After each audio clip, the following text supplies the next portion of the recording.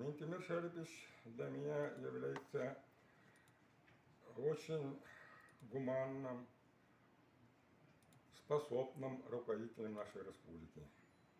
При нем в республике созданы многие объекты.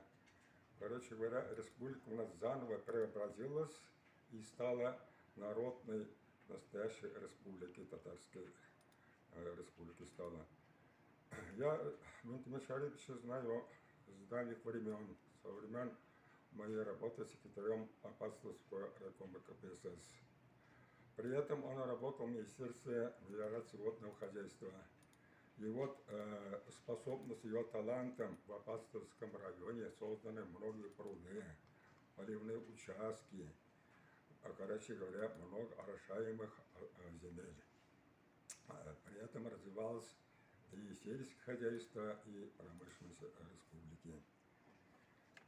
Ментимира Шариповича я поздравляю его 85-летним юбилеем.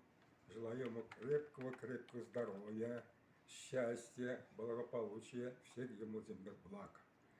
Он для меня сделал очень многое, я его помню, его доброту, его отцовскую заботу не только обо мне, и о многих людей Апостольского района, в том числе и меня самого.